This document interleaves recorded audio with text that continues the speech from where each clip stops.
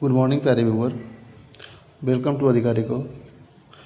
जैसे कि इस प्लेटफॉर्म पर 72nd बीपीएससी के परफेक्शन है इसका टेस्ट को मैं कंप्लीट करवा रहा हूँ, जिसमें मैंने 3 टेस्ट सीरीज़ को अपलोड कर दिया है।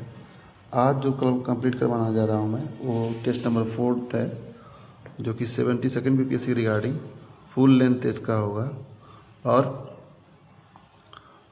इसके क्वेश्चन को थोड़ा सा एक्सप्लेन भी कर देंगे, क्योंकि क्वेश्चन काफ़ी बड़ा रहता है इसका, तो वीडियो बनाने में काफ़ी ज़्यादा समय लग जाता है।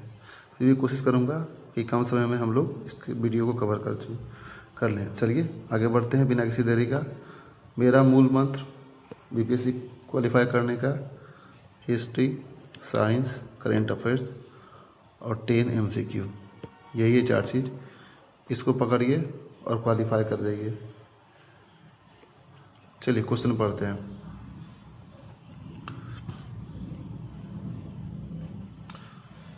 इस बार हमने सोचा कि उन्हें पेज पर ही लिखा जाए। आप सिर्फ क्वेश्चन को पढ़िए, इस पर ध्यान दीजिए। क्वेश्चन क्या कर रहा है?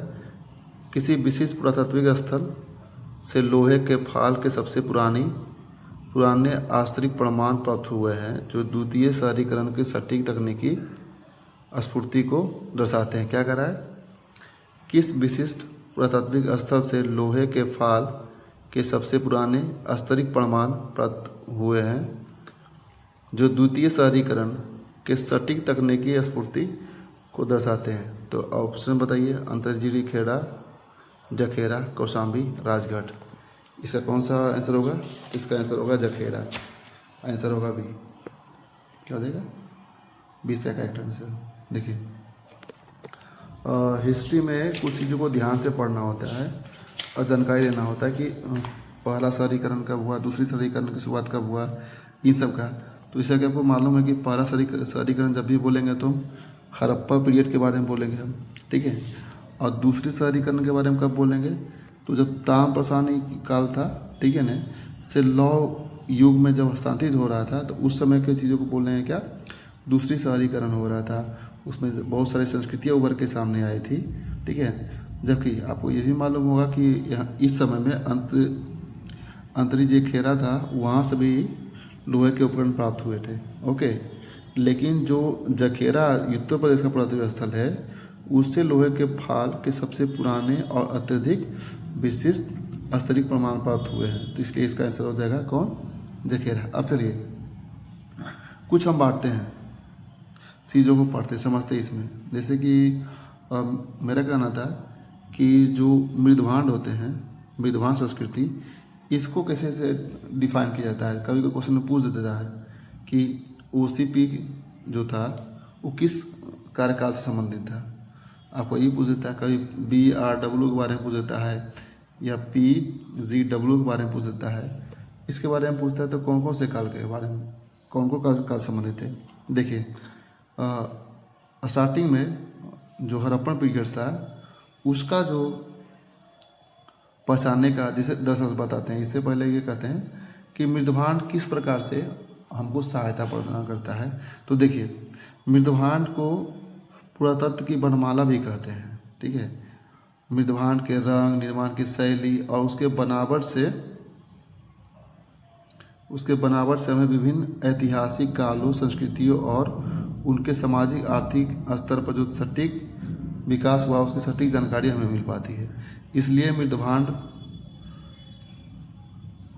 को पढ़ने का तरीका में थोड़ा कैजुअलिटी को ध्यान में रखना पड़ता है कि हाँ किस काल से क्या हुआ।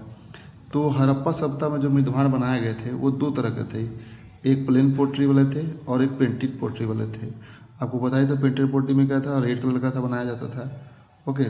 अब उसके बाद बढ़ते हैं हम लोग ताम्रप्रसानी काल में 1500 BC, मतलब 2000 BC से लगभग 1500 BC के आसपास में।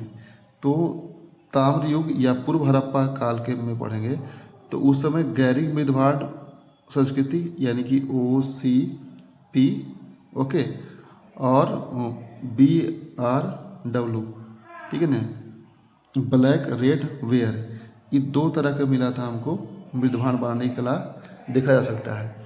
तो गैरिक मृदभांड वाली संस्कृति में किस रंग का होता था? इसका रंग गेरुआ था। एज बता दिए थे 1500 से लगभग 2000 BC से 1500 BC के आसपास। अब देखिए इसी में आगे बढ़ते हैं हम लोग। उसके बाद आएंगे उत्तर वैदिक काल में हम, मतलब 1000 BC से 600 BC। तो इस समय में दो तरह के, मतलब लौह युग, इसको क्या बोल सकते हैं हम लोग, लौह युग बोल सकते थे। तो लौह युग में दो तरह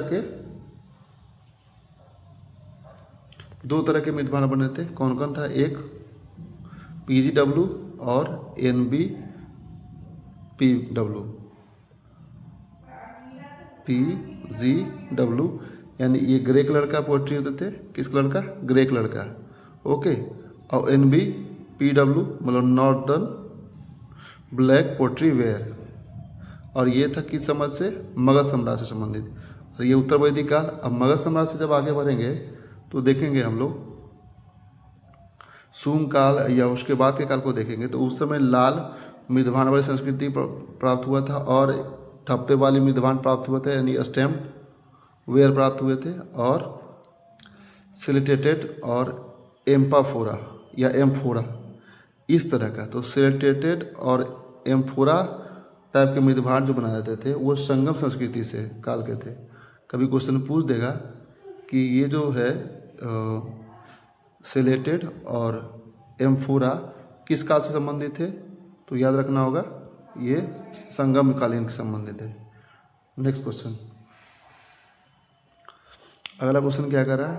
क्वेश्चन कह रहा है 10वीं शताब्दी 1010 ईसा पूर्व की बृहदेश्वर शिलालेख चोल मंदिर के सामाजिक आर्थिक ढांचे का विवरण देता है।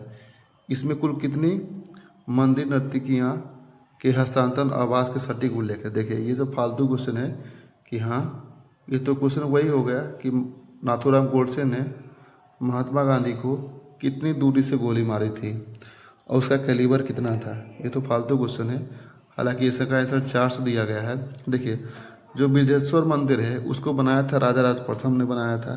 ओके, यानी राजा राज चोल प्रथम द्वारा बनाया गया था। कुछ इसमें और समझ देते हैं।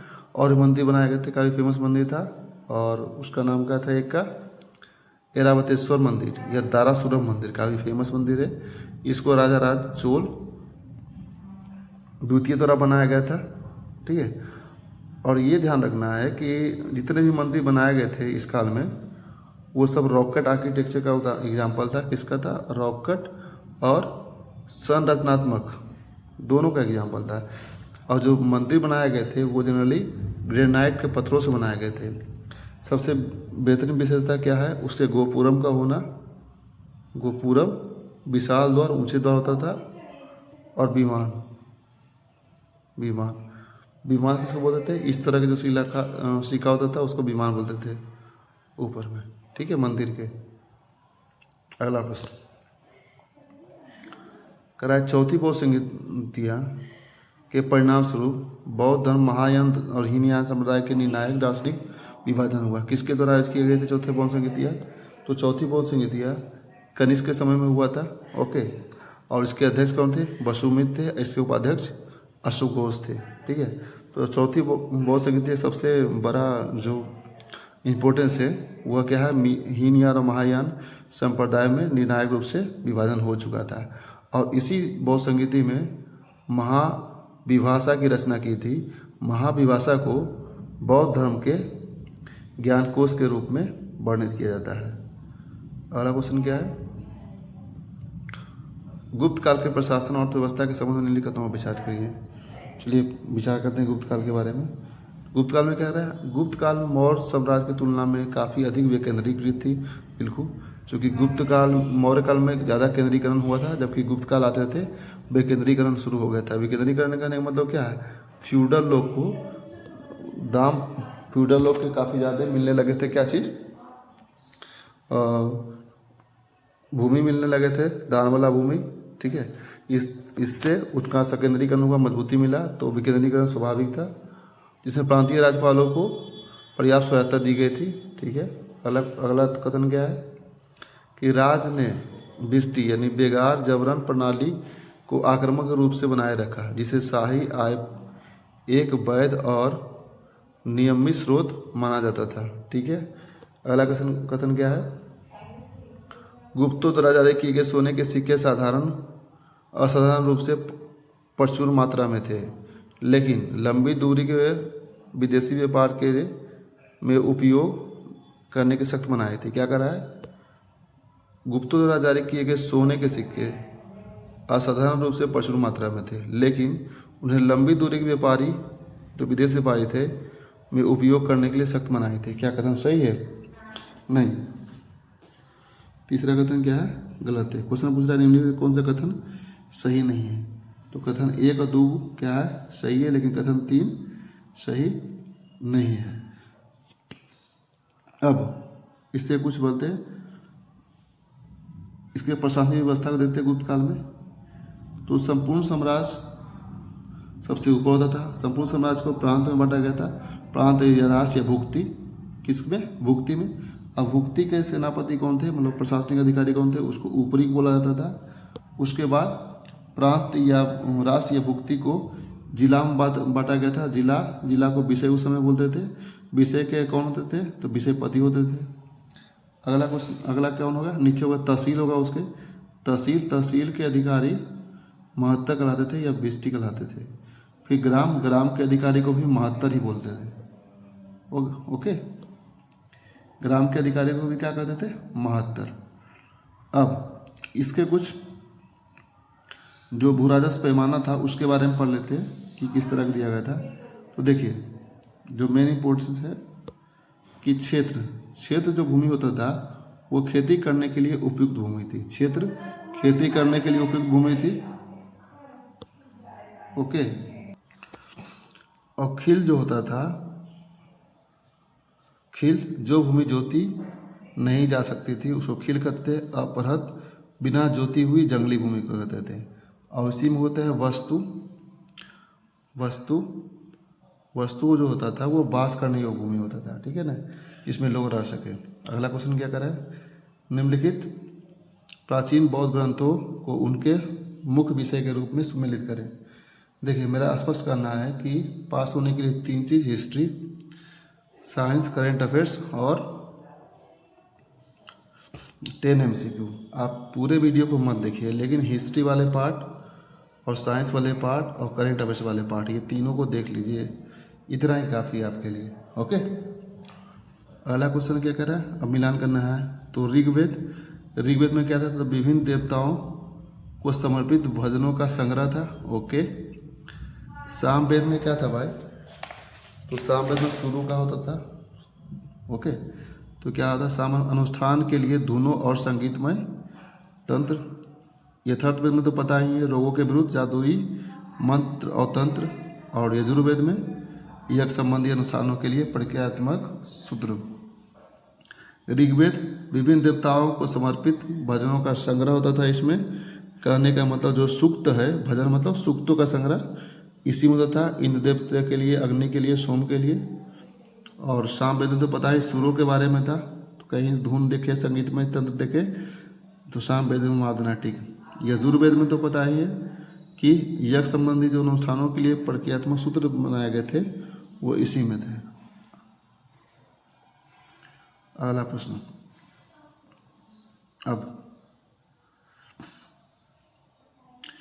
नेक्स्ट क्वेश्चन कहता है कि अपनी अस्थायी सेना को कम नगद वेतन पर बनाए रखने के लिए अलाउद्दीन खिलजी के आर्थिक ढांचे ने एक महत्वपूर्ण सुसज्जित घुड़सवार सैनिक का सटीक वार्षिक पारिश्रमिक किस मान पर निर्धारित किया था? क्या कह रहा था क्वेश्चन? अपनी अस्थायी सेना को कम नगद पर वेतन पर बनाए रखने के लिए अलाउद्दीन खिलजी के आर्थिक ढांचे ने एक पूर्ण सुसज्जित घुड़सवार सैनिकों का सटीक वार्षिक पारिश्रमिक किस मान पर निर्धारित किया था? ये तो फालतू क्वेश्चन है, तो ये क्वेश्चन आंसर हो जाएगा 234 टन का। याद नहीं करना, याद क्या करना है? तो अलाउद्दीन खिलजी के बारे में कि अलाउद्दीन खिलजी ने किस प्रकार से अपना बाजार नियंत्रण और मूल्य नियंत्रण नीति को लागू किया और प्रशासनिक व्यवस्था को सुदृढ़ किया, मंगोलों के आक्रमण को कैसे उन्होंने रोका, इसके बारे में पढ़ लेना है आपको। तो देखिए, इन्होंने बाजार नियंत्रण और मूल्य नियंत्रण को बनाए रखने के लिए सहना या मंडी और बलिद मुनिहार नामक पद का गठन को एक नया पद को नियुक्त भी किया। देखिए बरीद और मुनियान क्या होते थे, एक प्रकार के गुप्तचर होते थे जो कि प्रशासन जो बाजार नियंत्रण व्यवस्था थी, बाजार के दलालों पर नज़र रखती थी, और अगर कोई भी फ़ायदा उठाता था इसके लिए इसे, तो वो डायरेक्ट संपर्क अलाउद्दीन खिलजी से होता था इनका। अगला चीज़, इसके काल में क्या था, एक जफ़र खान था। ये जफ़र खान वही व्यक्ति है जो मंगोल के विरुद्ध में युद्ध करते हुए मारा गया था।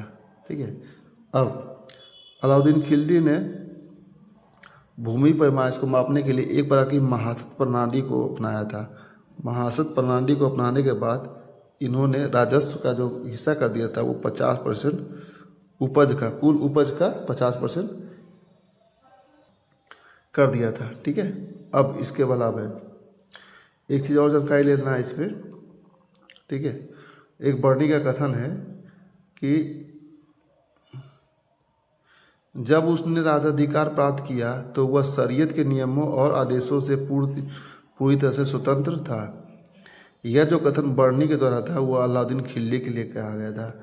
कभी कभी बलवान अवसर में देखा तो इसको नहीं मारना है। इसके अलावा क्वेश्चन ये भी पूछ सकता है कि किसके कार्यकाल में मंगोलों ने दिल्ली को घेर लिया था। तो याद रखना, अलाउद्दीन खिलजी के कार्यकाल में ही जो कुतलुक ख्वाजा थे, कुतलुक ख्वाजा के नेतृत्व में मंगोलों ने दिल्ली को घेर लिया था। इसके अलावा चूँकि इसी समय में जो मोहम्मद काबूर था, काफ़ी फेमस था, उसने दक्षिण भारत पर आक्रमण किया। उस समय दक्षिण भारत में देवगिरी के जो राजा थे वो रामचंद्र थे।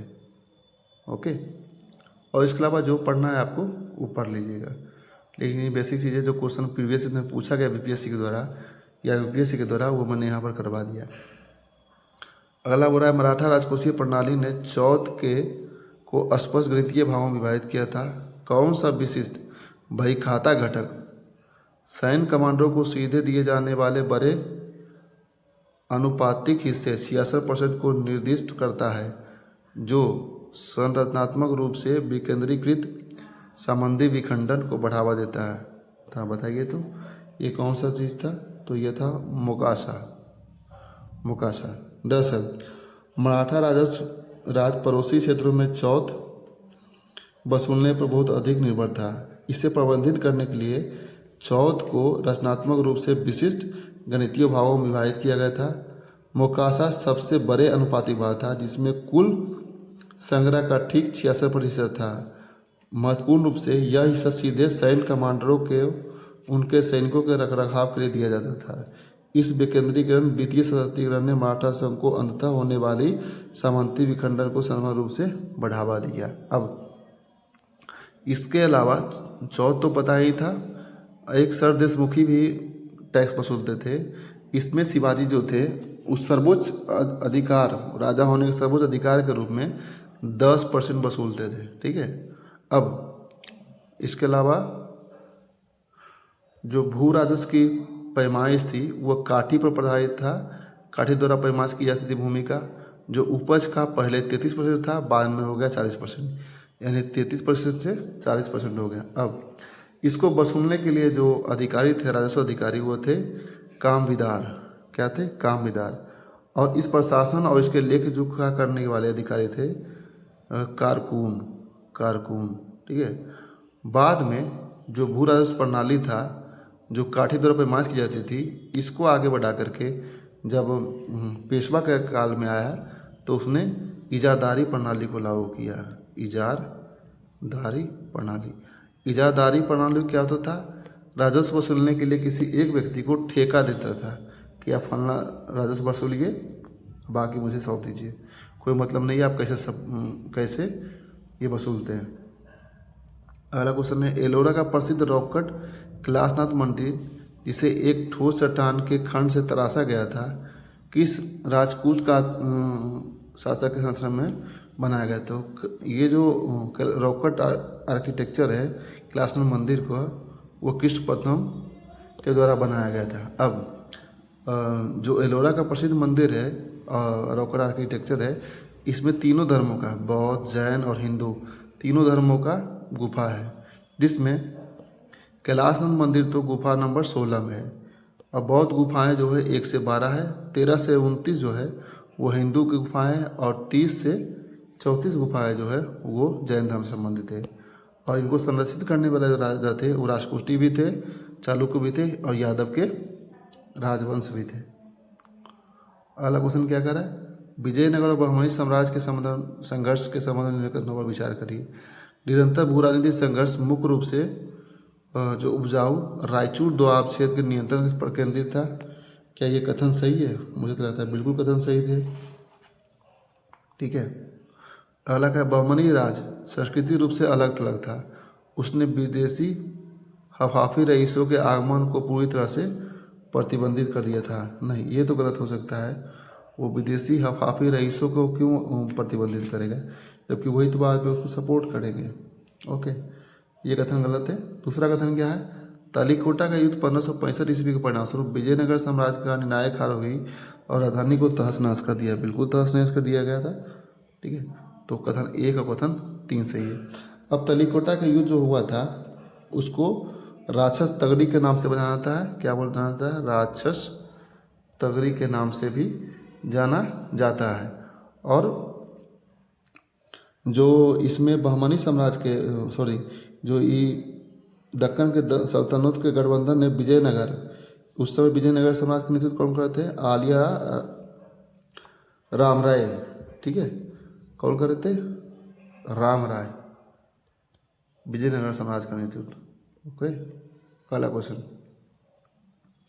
क्वेश्चन कर रहा है कि सूफी सिलसिलों को उनके मूल दार्शनिक दृष्टिकोणों के प्राथमिकों से सम्मिलित करिए। चलिए, उससे पहले मैं बता दूं, पहले जो भारत में चिश्ती सिलसिला था उसके संस्थापक और प्रचारकर्ता कौन था? ख्वाजा मोइनुद्दीन चिश्ती। कहाँ? अजमेर के।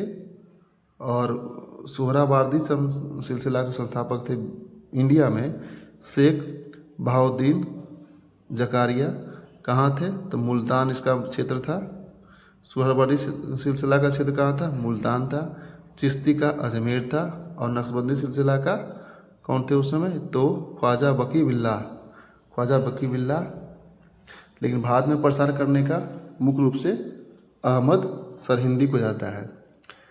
कादरी सिलसिला के संस्थापक कौन थे? तो कादरी सिलसिला के संस्थापक मुख्य रूप से कादरी जलानी थे। लेकिन भारत में इसका जो प्रसार किए थे या भारत में इसके संस्थापक जो कह सकते हैं सैयद मोहम्मद गौस थे। अब कह रहा है कि इनके बारे में बताइए कि किसका कौन कौन सा विचार है। तो चिश्ती सिलसिला जो थे वो राजकोषीय संरक्षण से परहेज करते थे, गरीबी में जीवन बिताया करते थे और आध्यात्मिक आनंद के लिए शामा को लोकप्रिय बनाया था। शामा को लोकप्रिय किसने बनाया था? चिश्ती संप्रदाय। जबकि सोहरावार्दी संप्रदाय जो था वो पूर्णतः राजकोषीय रूढ़िवादी इस्लामी की वकालत भी करते थे। ठीक है, और इनका सिंपल से मतलब भौतिकवादी थे। सोहरावार्दी सिलसिला के जो मानने वाले थे वो भौतिकवादी थे। तो बड़े भूदान स्वीकार किए और राज्य के साथ घनिष्ठ और सक्रिय संबंध बनाए। बिल्कुल सही है, 3 हो जाएगा। बी का 3 और 1 का 2। अगला क्वेश्चन, नक्शबंदी सिलसिला। तो नक्शबंदी सिलसिला जो थे, ठीक है, वो रूढ़िवादी इस्लामी कानून की वकालत और संगीत सभाओं का कड़ा प्रतिरोध करते थे। ठीक है, बच गया कौन? कादरी सिलसिला। तो वकालत उल वजूद की अवधारणा पर जोर दिया और दारा सिकों के शासनकाल में काफ़ी प्रसिद्धि प्राप्त की थी। अगला क्वेश्चन, 1942 के क्रिस मिशन वार्ताओं के दौरान किस अमेरिकी राष्ट्रपति के व्यक्तिगत दूत ने कांग्रेस और अंग्रेजों के बीच में गतिरोध को तोड़ने के लिए रक्षा विभाग पर एक महत्वपूर्ण समझौता सूत्र तैयार करने में सहयोग किया था? बोले 1942 के क्रिस मिशन के वार्ताओं के दौरान किस अमेरिकी राष्ट्रपति के व्यक्तिगत दूत ने कांग्रेसों और अंग्रेजों के बीच गतिरोध को दूर करने के लिए या तोड़ने के लिए रक्षा विभाग पर एक महत्वपूर्ण समझौता सूत्र तैयार करने पर सहयोग किया था? तो किसने किया था? तो लुइस जॉनसन अमेरिकी राजदूत थे। अगला क्वेश्चन, जब 1936 में लखनऊ में अखिल भारतीय किसान सभा की स्थापना हुई थी तब उसके आधिकारिक साप्ताहिक संगठनात्मक प्रकाशन किसान बुलेटिन के संपादक कौन थे? बहुत अच्छा क्वेश्चन है। जब 1936 के लखनऊ में अखिल भारतीय किसान सभा की स्थापना हुई तब इसके आधिकारिक साप्ताहिक संगठनात्मक प्रशासन किसान बुलेटिन के संस्थापक कौन थे? तो किसान बुलेटिन संस्थापक जो थे इंदुलाल याग्निक है क्या, इंदुलाल याग्निक। और ये पता होगा आपको कि सहजानंद सरस्वती जो थे वो अखिल भारतीय किसान सभा के पहले अध्यक्ष चुने गए थे, है ना। और इनके महासचिव कौन थे, तो एन जी रंगा। अगला क्वेश्चन कर रहा है क्या, आदि शंकराचार्य अद्वैत वेदांत के प्रचार के जीवन संबंधी वृत्तांतों के अनुसार मीमांसा विद्वान मंडन मिश्र के साथ उनकी ऐतिहासिक दार्शनिक बहस के दौरान किसने तटस्थ निर्णय और मध्यस्थ के रूप में भूमिका निभाई थी, तो वो मंडन मिश्र की पत्नी ही थी, है ना, उभय भारती शायद, हाँ बिल्कुल उभय भारती, जिसने शंकराचार्य और मंडन मिश्र के बीच में जो बात विचार हो रहा था अद्वैत बात को लेकर के, उस पर इन्होंने तटस्थ रूप से एक प्रकार के इंपायर की तरह इन्होंने काम किया। ओके। वर्नाकुलर प्रेस एक्ट 1878 का क्रियान्वयन एक सोची समझी शाही रणनीति थी, जिसका मुख्य उद्देश्य क्या था, जिसका मुख्य उद्देश्य क्या हो सकता था बताइए। वर्नाकुलर प्रेस एक्ट को, तो जो राष्ट्रवादी विचारधारा है उसको कमज़ोर करना और राष्ट्रीय भावनाओं को ठोस पहुँचाना। तो क्वेश्चन का आंसर क्या होगा, राष्ट्रवादी और समाजवादी विरोधी भावनाओं को फैलाने से रोकने के लिए भारतीय भाषाओं में के प्रेस के आक्रामक रूप से दमन करना। अगला क्वेश्चन, 1920 के दशक में के दौरान परिवर्तन समर्थकों और परिवर्तन विरोधियों के बीच में वैचारिक संघर्ष के रूप में क्या बहस थी। एक परिवर्तन समर्थक थे, एक परिवर्तन विरोधी थे 1920 के दशक में। दरअसल तो इसका पहले आंसर बता देता हूँ मैं। तो इसका क्या होगा, औपनिवेशिक शासन में बाहर डालने के लिए विधान परिषदों में राजनीतिक प्रवेश बना, विशेष रूप से ग्रामीण रचनात्मक कार्यों पर ध्यान केंद्रित करना। देखिए, जब 1922 ईस्वी में असहयोग आंदोलन स्थगित हो गया तो उसके बाद दो ग्रुप का उभरना संभव हो गया। एक ग्रुप का कहना था, जो परिवर्तन समर्थक थे, इसमें आते थे सी आर दास और मोतीलाल नेहरू, इन्होंने कहा कि 9 विधान परिषद में हम लोग प्रवेश करके जो भारत की मांगे हैं उसको सामने ला करके जो औपनिवेशिक शासन तंत्र है उसमें अवरोध पैदा करेंगे। जबकि जो परिवर्तन विरोधी में थे उनमें कौन कौन थे, परिवर्तन विरोधी में तो राजेंद्र प्रसाद शामिल थे, है ना। और उनका कहना था कि नहीं, ऐसा करना सही नहीं रहेगा कांग्रेस के लिए। ओके। उसके जगह पर हम लोग जो ग्रामीण रचनात्मक कार्य है जैसे अस्पृश्यता उन्मूलन, उस पर ध्यान देना चाहिए। हालांकि जो परिवर्तनकारी समर्थकों में एक विट्ठल भाई पटेल थे, वो 1925 में विधान परिषद के अध्यक्ष के रूप में भी काम किए। काफ़ी सफलता पाया उनके संगठन। और हालांकि ये कांग्रेस से अलग नहीं हुए, कांग्रेस के अंदर में रह के काम किए। रामकृष्ण मिशन की स्थापना स्वामी विवेकानंद द्वारा किस वर्ष की गई थी, तो ये 1897 में किया गया था। अगला क्वेश्चन, निम्नलिखित में किसे सीमांत गांधी के रूप में कहते थे। सीमांत गांधी तो पता ही है, लाल कुर्ती फौज गठन किया था। खान अब्दुल गफ्फार खान सीमांत गांधी के रूप में इन्हें जाना जाता था, या इन्हें बच्चा खान भी कहते थे। अगला क्वेश्चन पूछेगा बच्चा खान किन्हें बोला जाता था इतिहास में, तो खान अब्दुल गफ्फार खान या सीमांत गांधी। दुखद जालियांवाला बाग हत्याकांड किस बैसाखी के त्यौहार के दिन में हुआ था, तो 1919 में हुआ था। याद है 13 अप्रैल 1919 को। अगला प्रश्न, भारतीय राष्ट्रीय सेना के संबंध में निम्नलिखित पर विचार करिए। भारतीय राष्ट्रीय सेना के विचार सबसे पहले मोहन सिंह ने मलाया द्वारा भारतीय युद्धबंदियों का उपयोग करते हुए प्रस्तुत किया था। बिल्कुल सही कथन है। सुभाष चंद्र बोस ने स्वतंत्र भारत की अंतरिम सरकार की स्थापना पूरी तरह से टोक्यो में जापान में की थी। क्या ये सही है? नहीं, जो पूरी तरफ से किया था, याद है आपको कि 21 अक्टूबर 1943 को स्वतंत्र भारत की अंतरिम सरकार की स्थापना उन्होंने सिंगापुर में किया था, न कि टोक्यो में किया था। डेट याद रहेगा आपको, 21 अक्टूबर 1943। अगला क्या कथन क्या करा है?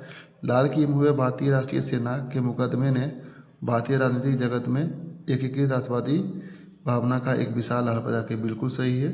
ठीक है, तो कथन 1 और 3 सही है, कथन 2 गलत नहीं है। क्वेश्चन पूछ रहा है कौन इनकरेक्ट है, तो इनकरेक्ट कौन है? 2 है। आपको याद होना चाहिए कि 1945 में जो आईएनए के सेना थे उनमें से शामिल कौन कौन थे? नाम यह करने गया, सहगल, ढिल्लो और शहनवाज, इनके विरुद्ध हो रहा था। ठीक है, और ने पूरे भारतीय राजनीतिक स्पेक्ट्रम जो कांग्रेस, मुस्लिम कम्युनिस्ट, सबको एक साथ ला करके खड़ा कर दिया था। तीनों को याद नाम रहेगा ना, कौन कौन है? तो सहगल, ढिल्लो और शहनवाज। अगला क्वेश्चन सहायक संधि के बारे में पूछ रहा है, लॉर्ड बेलिंगटन जो चलाया गया था उसके बारे में। कथन क्या कर रहा है कि सहयोगी भारतीय राजाओं को ब्रिटिश प्रशासनिक अनुमोदन के बिना किसी भी यूरोपियों की सेवा में रखने से शक्ति पर प्रतिबंधित करता था। ठीक है, अंग्रेजों ने सहयोगी रियासत यानी प्रिंसली स्टेट के आंतरिक प्रशासनिक मामले में पूर्ण हस्तक्षेप का वादा किया था। अरे वादा तो किया किया था, लेकिन वो किया कहाँ? ठीक है, तो 2 क्वेश्चन गलत हो गया। सहयोगी राज को अपने स्वयं की वित्तीय खर्च पर अपनी संप्रभु क्षेत्र में के भीतर ब्रिटिश, हाँ बिल्कुल सही है, 3 तो कथन सही है कि इस सहयोग संधि में यह बताया गया था कि जो सहयोगी राज होंगे वो ब्रिटिश सैनिक को अपने खर्च पर रखेगी। तो कथन 1 और कथन 3 सही है। चलिए बढ़ते हैं आगे। प्रथम गोलमेज सम्मेलन 1930 के कथन के बारे में विचार करिए।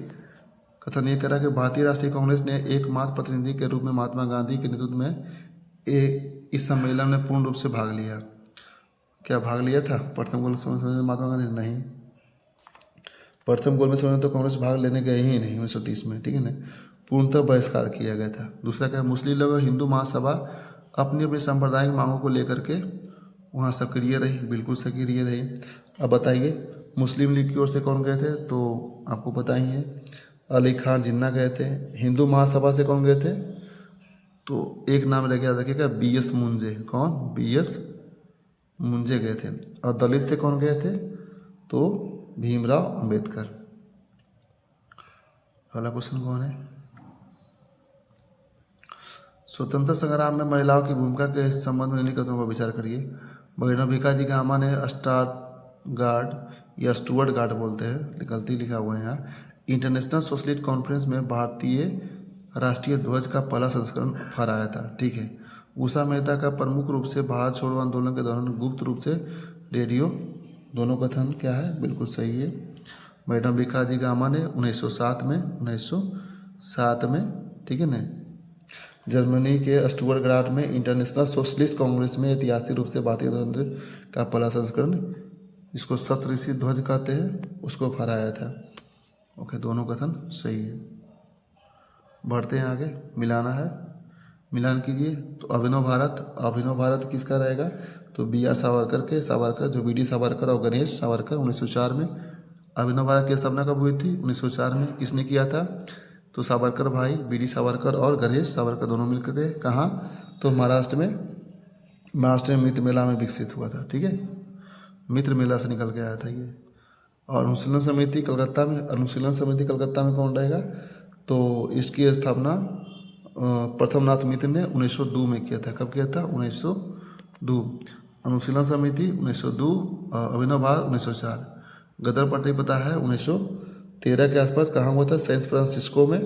सैन फ्रांसिस्को कहाँ है ये भी पूछता है, तो ये है आपका अमेरिका में। ठीक है, और इसके वास्तुकार कौन थे? लाला हरदयाल। जबकि इसके संस्थापक के अध्यक्ष कौन थे? Sohansingh Bhakna. Hindustan Republic association HRA, इसके संस्थापक कौन थे? तो सचिंद्र नाथ सन्याल। कब हुआ था?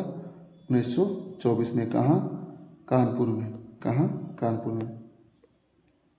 नेक्स्ट क्वेश्चन, उदारवादी 1885 से 1905 में ब्रिटिश सरकार से किसी भी तत्काल बड़े पैमाने पर संवैधानिक सुधार प्राप्त करने से पूरी तरह से विफल है।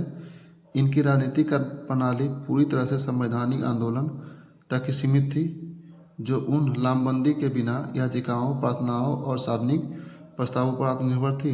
बिल्कुल सही है, दोनों दोनों कथन सही होना चाहिए और दोनों दोनों व्याख्या भी कर रहा है, क्योंकि जो प्रारंभिक उदारवादी नेता थे कांग्रेसी, उनका यही था, पहले याचिका डालिए, प्रार्थना करिए और फिर सार्वजनिक प्रस्ताव को लेकर के आइए। इसी पर उन्होंने वे लोग निर्भर थे। बाद में 1907 के जो सूरत अधिवेशन हुआ, उसके बाद उग्रवादियों का उभरना शुरू हुआ, जिसमें उन्होंने इन तीनों चीज़ों को हटा करके राष्ट्रीय भावना में हिंसा को भी लेकर के आए। ठीक है, अगला क्वेश्चन। ब्रिटिश वर्चस्व स्थापित करने के लिए निम्नलिखित में से युद्धों को उनके सही कालानुक्रम में व्यवस्थित करिए। बक्सर, पानीपत का तीसरा युद्ध, प्लासी का युद्ध, चतुर्थ अंग्रेज मैसूर युद्ध। तो बताइए कि आपको कौन कौन हुआ था, बताइए। प्लासी पता है आपको, 57 में, 1757 में हो जाएगा। बक्सर का युद्ध हो जाएगा 1700, प्लासी का तीसरा युद्ध है, सॉरी, ये तो 1700। पानीपत का तीसरा युद्ध होगा 1761 में, प्लासी का 1757 में, है ना। बक्सर का 1764 में, 64 में। चतुर्थ अंग्रेज मैसूर युद्ध याद है आपको, जिसमें टीपू सुल्तान की मृत्यु हुई 1799। तो सबसे रहेगा आंसर क्या हो जाएगा इसका, 3, 2, 1, 4, 57, 61, 64, 99। 1930 में पटना में हुए नमक सत्याग्रह आंदोलन, नमक कानून की अवहेलना के लिए प्रांतीय नेतृत्व वाला मंगल तालाब कहाँ, तो पटना के ये नखास पिंड में, कहाँ है, पटना सिटी के नखास पिंड में। अगला क्वेश्चन। 1495 में बिहार के सरकी राजवंश की पकड़ समाप्त होने के बाद, क्या कह रहा है क्वेश्चन, 1495 ईस्वी में बिहार के सरकी राजवंश की पकड़ समाप्त होने के बाद सिकंदर लोदी ने किस अभिजात को प्रांतीय राज्यपाल नियुक्त कर दिल्ली सल्तनत की पूर्वी सीमाओं को सुरक्षित कर दिया था, तो बताइए। दरिया खां नुहानी का, सिंपल सी बात है। सिकंदर लोदी के समय में बिहार का राज्यपाल कौन था, दरिया खां नुहानी। पलामू में चेरो विद्रोह की शुरुआत 1770 से 71 ईस्वी के दौरान, पलामू में चेरो विद्रोह की शुरुआत 1770 से 1771 के दौरान किस ब्रिटिश सैन्य अधिकारी ने सत्तारूढ़ अभिजात वर्ग की आंतरिक गुटबाजी का लाभ उठाकर राजनीतिक पलामू किले पर सफलतापूर्वक कब्जा कर लिया था, तो बताइए इसका किसने कब्जा किया था, कैप्टन जेकब कैमक। इन्होंने क्या कर लिया था, पलामू विद्रोह में, या जो पलामू में चेरो विद्रोह जो था उसमें सफलता प्राप्त कर लिया था। बिरसा मुंडा ने अपने से पहले क्षेत्रीय जनजातीय विद्रोहों से मौलिक रूप से भिन्न क्यों था, बताइए तो। क्योंकि जो बिरसा मुंडा का जो विद्रोह था वह अन्य क्षेत्रीय विद्रोह से क्यों अलग था, इसका मुख्य वजह था एक उग्र साम्राज्य विरोधी कृषि एजेंडे के साथ साथ गहन सामाजिक सुधार आंदोलन भी था यह, और एक नए एकेश्वरवाद संप्रदाय की स्थापना का समन्वय भी था।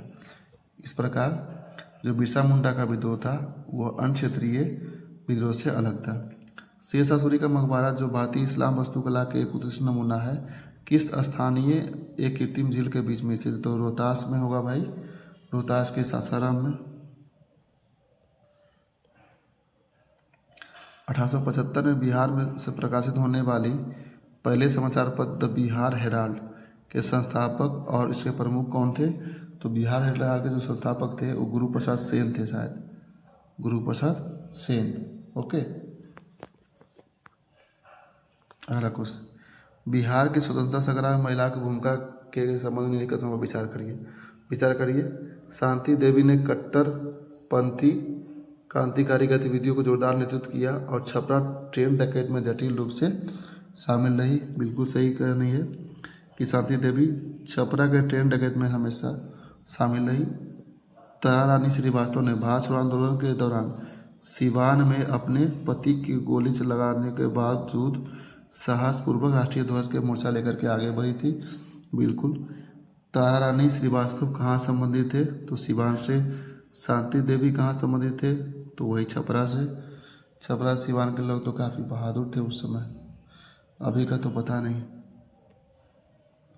प्रभाव तो दिखना चाहिए अभी भी। बिहार में महिला को बाजारी केवल शहरी के अंदर नहीं, गलत है, शहरी के अंदर नहीं, ग्रामीण के लोग ज़्यादा सक्रिय थे, शहरी के साथ साथ। बिहार के प्राचीन शैक्षणिक संस्थानों के संबंध में निकट में विचार करिए। नालंदा विश्वविद्यालय को मुख्य रूप से गुप्त राजवंश के संरक्षक प्राप्त था और बाद में हर्षवर्धन ने इसे व्यापक समर्थन दिया। ठीक है, विक्रमशिला विश्वविद्यालय जिसे पाल राजा धर्मपाल द्वारा स्थापित किया गया था, स्थापित किया गया था। ब्रजज्ञान बौद्ध धर्म के एक प्रमुख रूप से कार्य करता था। कथन ये सही है, दोनों कथन सही है। ठीक है, अब उदयपुर विश्वविद्यालय मोहम्मद बिन खिलजी के तीव्र सैन्य अभियानों के दौरान हिंसक रूप से नष्ट हो गई थी। ये तीनों कथन क्या है? बिल्कुल ही सही है। तीनों को ध्वस्त करने वाला वही था मोहम्मद बिन बख्तियार खिलजी ने। फिर भी बख्तियारपुर का नाम अभी तक चेंज नहीं किया गया। हमें तो लगता है कि जो कभी आप नालंदा जाकर घूमिए और देखिए किस तरह नालंदा विश्वविद्यालय था। ठीक है ना, कैसे कोई इसको ध्वस्त कर सकता है, चाहे कितना भी आक्रमणकारी क्यों ना हो, विश्वविद्यालय को क्यों। और हम तो ये मानते हैं किसी भी युद्ध में मंदिर मस्जिद सबको अलग रखना चाहिए, या जो भी धार्मिक संस्थान है या शैक्षणिक संस्थान है उसको बिल्कुल नहीं, उससे अलग रखना चाहिए। बिहार में असहयोग आंदोलन के दौरान जैसे यरूशलेम को बिल्कुल अलग रखा गया। आज बिहार में असहयोग आंदोलन के दौरान सरकार द्वारा संचालित शैक्षणिक संस्थानों को बड़े पैमाने पर अभूतपूर्व आविष्कार देखा गया। ठीक है, बहिष्कार करने वाले छात्रों के लिए वैकल्पिक राष्ट्रवादी शैक्षणिक ढांचा प्रदान करने के लिए 1921 में महात्मा गांधी द्वारा बिहार विद्यापीठ के उद्घाटन भी किया गया था। बिल्कुल सही है, बिहार विद्यापीठ की स्थापना उद्घाटन किया गया था। ओके, दोनों कथन सही है। नेक्स्ट, यद्यपि पुर्तगाली बिहार में सबसे पहले आने वाले यूरोपीय व्यापारी थे, लेकिन पटना में कौन से विशिष्ट महत्वपूर्ण स्थल 1632 में स्थापित डच ईस्ट इंडिया कंपनी की फैक्ट्री की वास्तुशिल्प संरचना को अपने भीतर समाहित करता है? तो ये पटना का कौन सा है? तो पटना को इसका प्रशासनिक खंड जो डचों के द्वारा स्थापित किया गया था 1632 में। अगला क्वेश्चन, हमारे सौरमंडल का कौन सा पार्थिव ग्रह मुख्य रूप से अवरोधक वायुमंडल की पूर्ण कमी के कारण सबसे चरम दैनिक तापमांतर प्रदर्शित करता है? क्वेश्चन क्या कर रहा है, हमारे सौरमंडल का कौन सा पार्थिव ग्रह मुख्य रूप से अवरोधक वायुमंडल का पूर्ण कमी के कारण सबसे चरम दैनिक तापमांतर महसूस करता है, फील करता है? तो वह है बुध। जो सबसे नज़दीक है वहीं सबसे ज़्यादा दिन ठंडा होगा और रात गर्म होगा, या रात गर्म होगा दिन ठंडा होगा। रात ठंडा होगा दिन गर्म होगा, जो सूर्य के सबसे नज़दीक है। भारतीय कृषि और आर्थिक विकास के संदर्भ में निम्नलिखित अत्यधिक फसल पीली यानी येलो क्रांति के बारे में बता रहा है। तो येलो क्रांति के बारे में क्या पता है बताइए आप? सिंपल सी बात है, ये तेल उत्पादन संबंधी था, यानी कि खाद्य जिसमें सरसों, सूरजमुखी, मूंगफली शामिल थे। 22 जनवरी 1943 को दक्षिण डकोटा के स्पीयर फिश में एक तीव्र चीनू पवन की घटना ने ठीक कितने मिनटों के भीतर तापमान, अरे भैया क्या फालतू क्वेश्चन कर रहे हैं, 1943 में हुआ था। आगे बढ़िए, स्किप करिए सब क्वेश्चन को। किस जनसांख्यिकीविद ने पहली बार 1929 में, इसका आंसर आपको बता दूँ कि 38 का आंसर होगा 2 मिनट। ओके, अगला क्वेश्चन, किस जनसंख्याविद ने पहली बार 1929 में राष्ट्रों को उनके जन्म मृत्यु संबंधी महत्वपूर्ण आंकड़ों के आधार पर ABC में वर्गीकृत करके जनसांख्यिकी संक्रमण मॉडल का ढांचा तैयार किया था? तो बताइए कौन सा ऐसा जो जनसंख्याविद थी, डेमोग्राफर थे, जिन्होंने जनसंख्या की संक्रमण मॉडल दिया था? तो वे थे Warren Thomson. Sir Gilbert Walker ने किस भारतीय स्टेशन पर वेधशाला के महानिदेशक के रूप में कार्य करते हुए दक्षिणी दोलन या ला दीना विसंगतियों के पीछे कि वायुमंडलीय इंजन का गणितीय मॉडल तैयार किया था। तो 40 का आंसर क्या हो जाएगा इसका? शिमला। फालतू क्वेश्चन है। 1960 के ट्रायस नामक पनडुब्बी नौसैनिक अमेरिकी नौसेना के लेफ्टिनेंट डॉन वॉल्स किस समुद्री विज्ञानी को लेकर के मरियाना ट्रीच के आधार तक सफलतापूर्वक पहुंचे थे? चलिए ये क्वेश्चन ठीक ठाक है, कर सकते हैं, ठीक है। तो वो जैक्स पिकार्ड को लेकर के कहाँ पहुंचे थे? मरियाना ट्रीच, जो सबसे गहरे स्थान है पृथ्वी का। विविध भू आकृति भू रूपों को और उनकी विशिष्ट अपरदनात्मक या निक्षेपणात्मक उत्पत्ति के संबंध में निकटतम पर विचार करिए। कह रहा है कि खरी भी आकार की घाटियाँ नदी के प्रौढ़ और वृद्धावस्था का विशेषताएं जो निचले डेल्टाई मैदान में विसर्पण कार्य करती है। क्या ये 42 का सही है? मुझे तो नहीं लग रहा ये सही है। भी आकार की घाटी जब भी रहेगा तो युवावस्था का विशेषता है। यहाँ लिखा हुआ प्रौढ़ का विशेषता गलत है पहला। हिमनद मोरेन विशाल निक्षेपणात्मक भू रूप है जो मुख्य रूप से महाद्वीपीय या पर्वतीय ग्लेशियरों के प्रति और उनके बाद में पिघलने से बनते हैं। कथन 2 बिल्कुल सही है। बरखान तो पता है रेतीले टीले से बनता है, ये भी सही है। कथन 2 और 3 सही है। कहाँ आंसर हो जाएगा? कथन 2 और 3। बरखान तो बनता है उसी से, तो फिर आंसर गलत कैसे दिया गया है?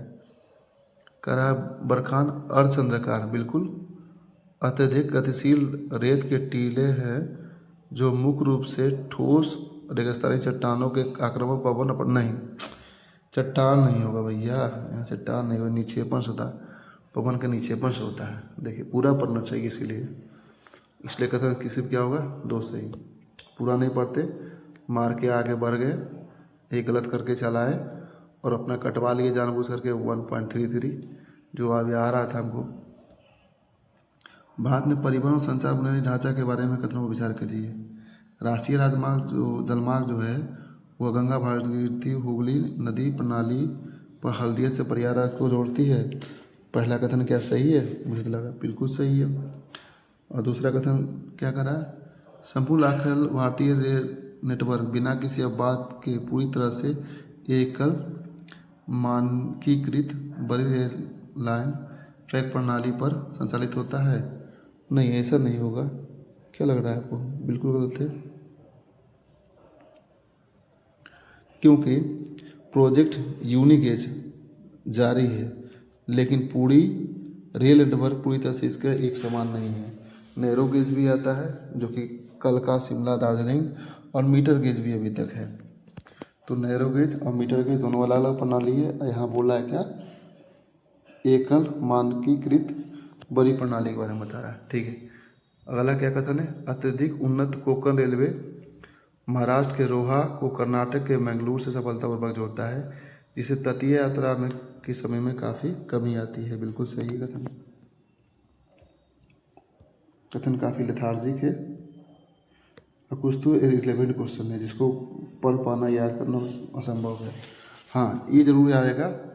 चलिए, रूस क्षेत्र कहाँ है? तो जर्मनी का क्षेत्र है दिया हुआ। जर्मनी के विशाल कोयला भंडार फेमस चीज़ है। और कांतो क्षेत्र या कांतो मैदान जो है जापान में है, ठीक है ना। इलेक्ट्रॉनिक और विनिर्माण क्षेत्र कांतो। ग्रेट लेक क्षेत्र कहाँ हो जाएगा?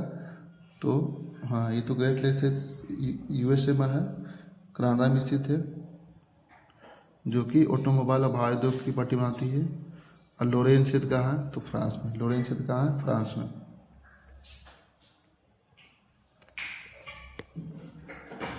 Question number 45। Next question. Arunachal Pradesh का आधिकारिक स्थानिक सौर समय गुजरात के अनुभव किए जाने वाले स्थानिक सौर समय से लगभग 2 घंटे आगे है। बिल्कुल सही है। भारतीय मुख्य भूमि का देशांतरीय विस्तार जो होता है वो लगभग 30 डिग्री होता है और पृथ्वी प्रति घंटे लगभग 15 डिग्री घूमती है। इस वजह से 2 घंटे बढ़ जाता है। ओके, ठीक है। क्वेश्चन एक दूसरे का व्याख्या भी कर रहा है। आंसर इसका ए हो जाएगा करेक्ट। अगला क्वेश्चन निम्नलिखित प्रमुख ऊंचाई वाले भारतीय पर्वतीय दर्रों को पश्चिम से पूरब की ओर मिलान करिए। पहले आप मिलान कर लीजिए, फिर हम मिलान करेंगे पश्चिम से पूरब कि सबसे पश्चिम में क्या होना है, और उसके बाद मिला जाइए वेस्ट टू ईस्ट, इसी मिलान करना है। तो बताइए सबसे पश्चिम है जोजिला आ जाएगा। जोजिला कहाँ? जोजिला लद्दाख और जम्मू कश्मीर में स्थित है, जो श्रीनगर को लेह से जोड़ता है। कहाँ? श्रीनगर को लेह से। जोजिला श्रीनगर को लेह से लद्दाख और जम्मू कश्मीर में स्थित है। शिपकिला कहाँ है? तो शिपकिला आपका हिमाचल प्रदेश में है। ओके, हिमाचल प्रदेश में है। उसके बाद नथुला आ जाएगा। नथुला कहाँ? सिक्किम में स्थित है। उसके बाद बोमडीला, बोमडीला कहाँ? अरुणाचल प्रदेश में। चलिए अगला क्वेश्चन, क्वेश्चन नंबर 47। उत्तर पश्चिम भारत के प्राकृतिक रूप से शुष्क क्षेत्रों में बड़े पैमाने पर नहर सिंचाई परियोजना को अत्यधिक उत्साह के साथ अपनाने का परिणाम विरोधाभासी रूप से एक दीर्घकालिक संरचनात्मक कृषि संकट के रूप में निकला है। इसका मुख्य कारण क्या है? क्वेश्चन क्या कर रहा है? उत्तर पश्चिम भारत के प्राकृतिक रूप से शुष्क क्षेत्रों में बड़े पैमाने पर नहर सिंचाई परियोजना बनाया गया है। मतलब जो राजस्थान वाले क्षेत्र है वहाँ पर बनाया गया है इंदिरा नगर परियोजना, उसके बारे में बता रहा है उसका क्या इम्पैक्ट है। तो इससे क्या हो रहा है कि गंभीर स्थानीय जल जमाव और उसके बाद उपजाऊ ऊपरी मिट्टी का अत्यधिक विनाशकारी लवणीकरण हो रहा है। 47 का आंसर बी। अब 2001 की जनगणना के बारे में पूछ रहा है कि आधिकारिक जनसंख्या के आंकड़े के अनुसार बिहार के किस जिला में सबसे कम लिंगानुपात है? तो सेक्स सबसे कम है बिहार में। कहाँ? मुंगेर में है। सबसे अधिक कहाँ है? गोपालगंज में। गोपालगंज में कितना है? 10 से कैसे। मुजफ्फरपुर में राज्य सरकार के विशाल मोतीपुर मेगा फूड पार्क बियडा द्वारा लगभग 144 एकड़ से विकसित किया जा रहा है।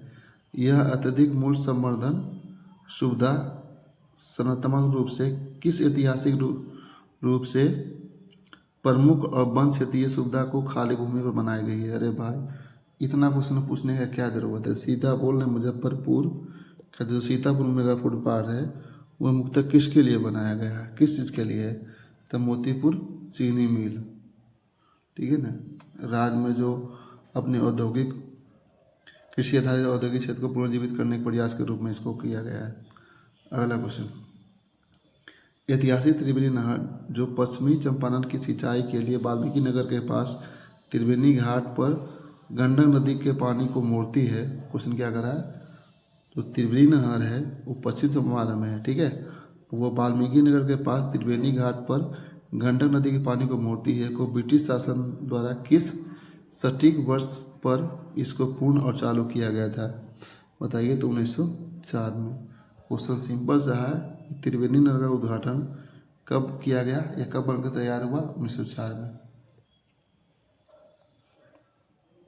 जब उत्तर दक्षिण के प्रांतीय विभाजन के उपाटने के लिए गंगा का 5.575 किलोमीटर लंबे महात्मा गांधी सेतु का निर्माण किया गया था तो उसके मूल 46 कंक्रीट मध्यवर्ती विस्तारों के लिए एक अग्रणी इंजीनियरिंग पद्धति का उपयोग किया था।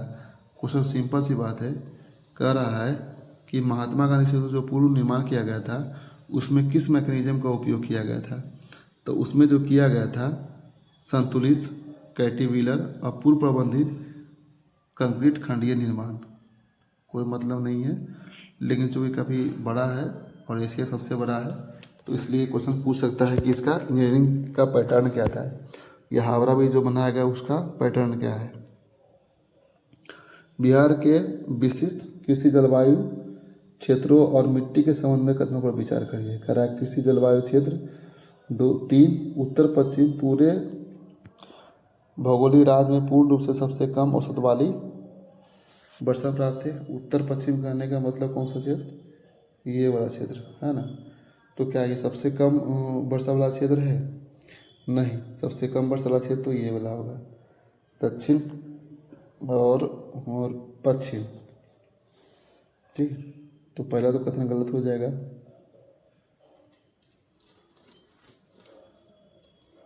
दूसरा कथन क्या है? दक्षिण बिहार क्षेत्र 3 संरचनात्मक रूप से अत्यधिक अनियमित वर्षा पैटर्न और बार बार गंभीर सूखे की स्थिति में विशेष रखता है। बिल्कुल सही, अभी बताया।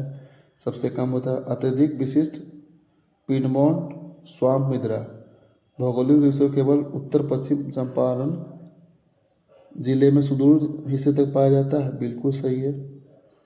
जो पिडमॉन्ट मिट्टी जो पाया जाता है, दलदलीय मिट्टी जो पाया जाता है, वो उत्तर पश्चिमी चंपारण जिले में मिलता है, सुमेशत श्रेणी के तलछटी पर। ठीक है, अगला क्वेश्चन। बिहार में स्थित महत्वपूर्ण रेलवे बुनियादी ढांचे के संबंध में निम्नलिखित पर विचार करिए। करें अत्यधिक महत्वपूर्ण पूर्वी रेलवे जोन क्षेत्र के रणनीतिक और प्रशासनिक मुख्यालय हाजीपुर शहर है। अरे भाई सिंपल से बताऊँ उतना क्या है कि पूर्व मध्य रेलवे का मुख्यालय जो हाजीपुर में है, सही है या गलत है, ये पूछना चाहिए। सही है बिल्कुल। ऐतिहासिक जमालपुर लोको पार्टी वर्कशॉप राज्य में भारतीय रेलवे की सबसे पुरानी और सबसे बड़ी मैकेनिकल वर्कशॉप के रूप में कार्य करता है। बिल्कुल सही है। ठीक है, इसकी स्थापना 1862 में ही हुआ था। ओके, तीसरा क्या करा? ईस्टर्न डेडिकेटेड फ्रेट कॉरिडोर परागमन समय या ट्रांजिट टाइम बचाने के लिए जानबूझकर बिहार के पूरे भौगोलिक क्षेत्र को पूरी तरह से छोड़ दिया। नहीं भाई, जो ईस्टर्न डेडिकेटेड कॉरिडोर है, इसमें जो बिहार का बहुत सारा हिस्सा जो आता है, खास करके सोननगर गोमोह और सोननगर दीनदयाल उपाध्याय खंड, जो बिहार के कैमूर, रोहतास और औरंगाबाद जिले से होकर गुजरता है। अगला प्रश्न, निम्नलिखित अत्यधिक विशिष्ट भारी औद्योगिक विनिर्माण इकाइयों को बिहार में उनके विभिन्न भौगोलिक स्थानों के साथ सुनिर्मित करिए। रेल पहिया संयंत्र मधेपुरा में भी तो है ही है, और नहीं बेला में भी। रेल पहिया संयंत्र कहाँ है? बेला में। कन्फर्म है? ओके, बेला कहाँ? सारण जिला। डीजल रेल इंजन कहाँ कारखाना है? तो डीजल रेल इंजन कारखाना मढ़ौरा है, मढ़ौरा सारण जिला में। ठीक है, विद्युत रेल इंजन कारखाना मधेपुरा में। सबसे बड़ा याद है 12,000 मेगावाट का। अब बंदूक कारखाना हॉर्स पावर मुंगेर में। बंदूक कारखाना कहाँ है? मुंगेर में। रेल पहिया संयंत्र बेल्ला, डीजल रेल संयंत्र मढ़ौरा, विद्युत रेल संयंत्र इंजन मधेपुरा। दक्षिण बिहार के मैदान की तुलना में उत्तर बिहार विशाल मैदानों में गंभीर और विनाशकारी बाढ़ की रचनात्मक संवेदनशीलता काफ़ी अधिक है। ओके, सही है। युवा हिमालय से निकलने वाली प्रमुख नदियां असाधारण रूप से उच्च तलछट भार ले जाती है और मानसून के दौरान भारी मात्रा में जल निकासी का अनुभव करती है। दोनों कथन सही है और एक दूसरे की व्याख्या भी कर रही है। ओके, कोलाइडी विलयन के बारे में पूछ रहा है। इसमें ब्राउनिंग गति क्या होती है? पहले भी क्वेश्चन पूछे। ब्राउनिंग गति जो होती है, ठीक है, मान लीजिए कोई बॉक्स है या फिर खिड़की है, उससे जो निकल के आता टकराता है प्रकाश, तो बाहर में देखते होंगे ना। इसको ऐसे समझते हैं कि मान लीजिए कोई बॉक्स है, उसमें बहुत सारे कण है। अगर लाइट बाहर से आती है तो लाइट प्रत्येक पार्टिकल से टकरा करके ही बाहर निकलती है, तो यही इसकी ब्राउनिंग गति कहलाती है। ओके, और ब्राउनिंग गति से क्या होता है? जो लाइट का पाथ है वो दिखता है। ठीक है, तो ये क्या है? माध्यम के अणुओं द्वारा कणों पर होने वाली निरंतर बमबारी है ये। एस्पार्टम जिससे क्या है प्रकार के आर्टिफिशियल स्वीटिंग एजेंट है। चीनी से किस प्रकार भिन्न है? तो ये चीनी से यह दैनिक कैलोरी की मात्रा में वृद्धि किए बिना मिठास प्रदान करता है। कहने का मतलब इसमें कैलोरी की मात्रा में कोई वृद्धि नहीं होती है, लेकिन फिर भी यह मीठा लगता है।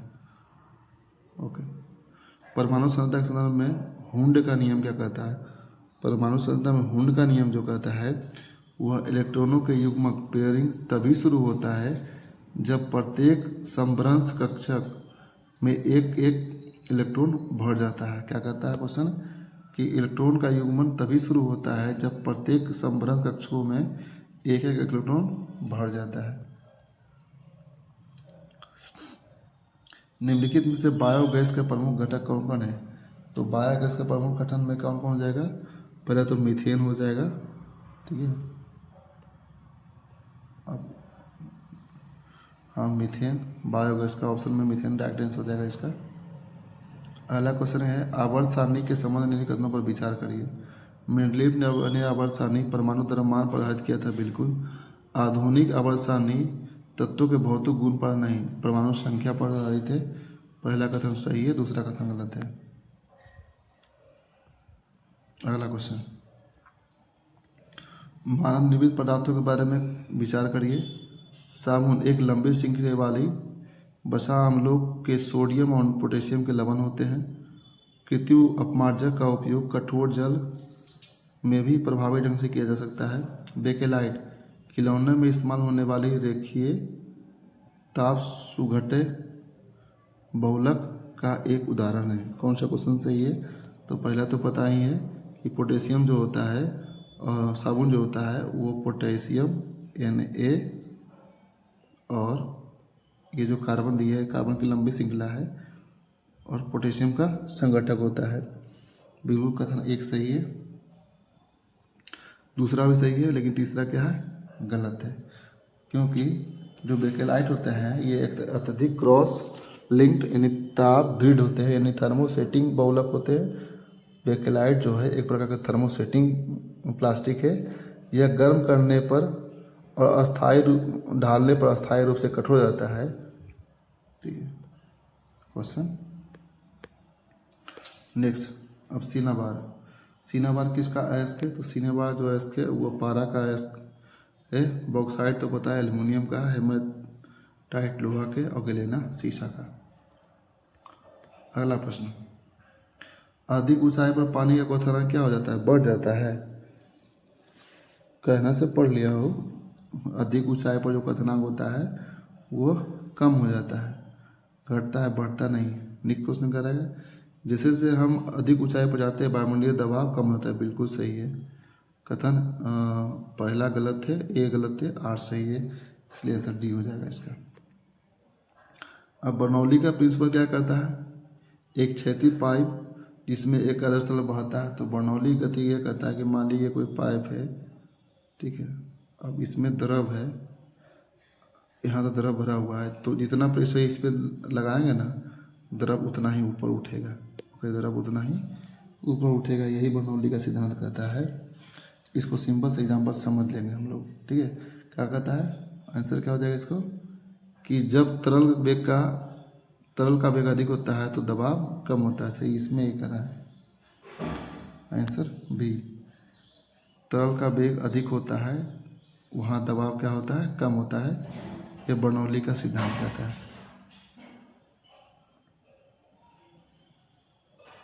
देखिए, बर्नौली का जो प्रिंसिपल होता है वह बहते हुए तरल पदार्थों के लिए ऊर्जा संरक्षण का एक मौलिक कथन है। निम्नलिखित पदार्थों का त्वरित बिंदु एक विशिष्ट तापमान और दबाव है जिस पर कोई भी ठोस या तरल गैसीय अवस्था ऊष्मा गति के संतुलन में सह में रहती है, वही उसका त्रिक पॉइंट कहलाता है, यानी ट्रिपल पॉइंट कहलाता है। ट्रिपल पॉइंट कहलाता है कि ठोस, तरल, गैसीय अवस्थाएं ऊष्मा गति के संतुलन में सह यानी को एग्जिस्ट करती है। निम्नलिखित में से कौन सा न्यूटन के शीतलन गति के अच्छा एग्जाम्पल है? तो न्यूटन का शीतलन गति का सबसे अच्छा एग्जाम्पल हो सकता है कि ठंडा होने की दर परिवेश के साथ तापमान के अंतर के समानुपाती होती है। ठंडा होने का दर परिवेश के साथ तापमान के अंतर के समानुपाती होती है। यही है न्यूटन का शीतलन का गति का नियम। ऊष्मा गति का कौन सा नियम एनट्रोपी की अवधारणा पेश करता है? तो ऊष्मा गति का द्वितीय नियम है, वही एनट्रोपी की अवधारणा को पालन करता है। देखिए, एनट्रोपी क्या है? एक प्रकार की अवस्था है जिसमें मौलिक अवधारणा पेश करता है, जो बताता है कि यह एक अलग निकाय की कुल एनट्रोपी समय के साथ कभी भी कम नहीं हो सकती है। ओके, और यह ऊष्मागति की प्रक्रिया की दिशा के निर्धारित करती है। एनाट्रोपी जो होता है वो ऊष्मागति की प्रक्रिया का क्या डायरेक्शन होगा उसको निर्धारित करता है। एक्सप्लेन करने के लिए जो एक्सप्लेन कर रहे हैं तो उसमें समय काफ़ी ज़्यादा लंबा लग रहा है, इसलिए हम लोग चाहते हैं कि कम एक्सप्लेन करें। कार का एसआई मात्रा क्या है, जबकि हम चाहते हैं कि एक्सप्लेन ज़्यादा करें, लेकिन समय काफ़ी ज़्यादा लग जाता है। कार का एसआई मात्रा क्या होता है, जूल होता है। अगला इलास्टिसिटी के बारे में पूछ रहा है कि स्टील रबर की तुलना में अत्यधिक इलास्टिक होता है। क्या स्टील अधिक इलास्टिक होता है, ये पूछ रहा है, क्योंकि इसे विकृत करने के लिए अधिक बल की आवश्यकता होती है। बिल्कुल सही पहला कथन है कि स्टील रबर की तुलना में अत्यधिक प्रत्यास्थ होता है। ओके, हुक का नियम बताता है कि प्रतिबल और विकृति व्युत्क्रमानुपाती होती है। नहीं, ये तो गलत दिया हुआ हमको लगता है, क्योंकि हुक का नियम यही बताता है कि प्रतिबल और विकृति सीधे रूप से समानुपाती होती है। ओके, गलत है, व्युत्क्रमानुपाती नहीं होगा, समानुपाती होगा। जो स्ट्रेस होता है वो स्ट्रेन का यानी विकृति का समानुपाती होता है। ठीक, अब दबाव प्रेशर के बारे में पूछ रहा है कि तरल का क्वथनांक दबाव बढ़ने के साथ बढ़ता है। कथन सही है। पास्कल का नियम एक बंद कंटेनर प्रणाली में स्थिर तरल पदार्थ पर लागू होता है। बिल्कुल सही है। और वायुमंडलीय दबाव को बैरोमीटर नामक उपकरण में मापा जाता है। ये भी सही है।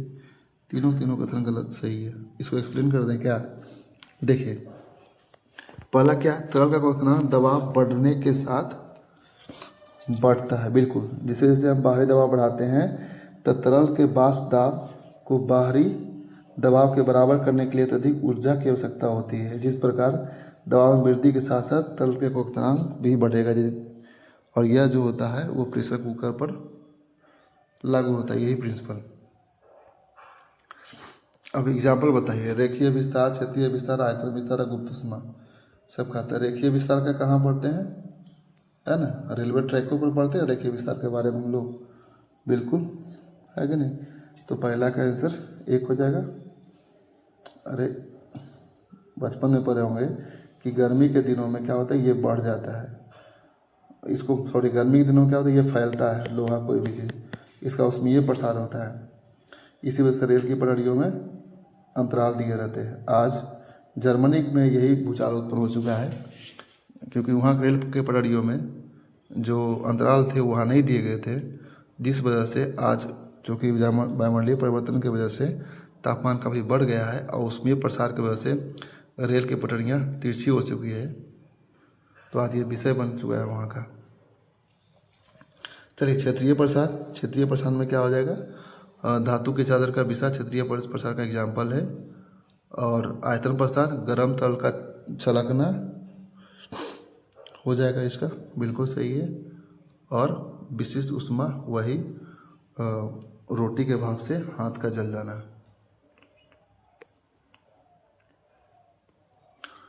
कारों के रेडिएटर और कारखानों में पानी का उपयोग शीतलक के रूप में किया जाता है। कारों के रेडिएटर कारखानों में पानी का उपयोग शीतलक के रूप में किया जाता है। बिल्कुल कथन सही है, क्योंकि अन्य तरल पदार्थों की तुलना में पानी की विशिष्ट ऊष्मा क्षमता बिल्कुल ही अधिक होती है। दोनों कथन सही है।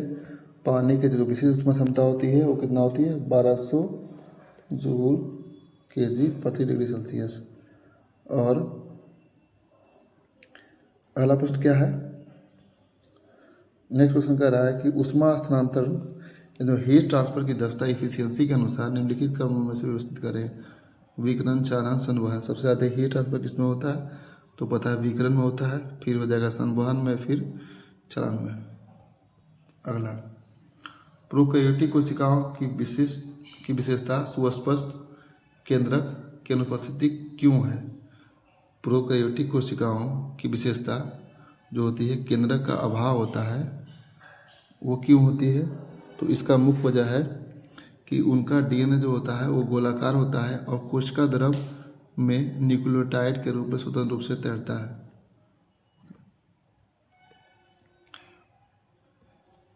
पौधे की पत्तियों में रंध्र का आकार बहुआयामी होता है क्योंकि वे बाष्पोत्सर्जन की प्रक्रिया के माध्यम से गैसों का विनिमय और जल की हानि को नियंत्रित करते हैं। आज हम लोग 75 क्वेश्चन तक ही करेंगे और अगले वीडियो में जो नेक्स्ट पार्ट 2 लेकर के आऊँगा वहाँ पर हम लोग 75 क्वेश्चन से आगे बढ़ेंगे। ठीक है, तब तक के लिए मेरे वीडियो को अच्छे से ध्यान से पढ़िए और ख़ास करके मैं ये बताना चाह रहा हूँ कि हिस्ट्री वाले पोर्शन को कवर कर लीजिए और करंट अफेयर्स वाले पोर्शन को। नेक्स्ट एपिसोड में हमारा करंट अफेयर्स वाले पोर्शन को हम लोग पढ़ेंगे। तब तक के लिए मन से पढ़िए, तैयारी करिए। थैंक यू, धन्यवाद।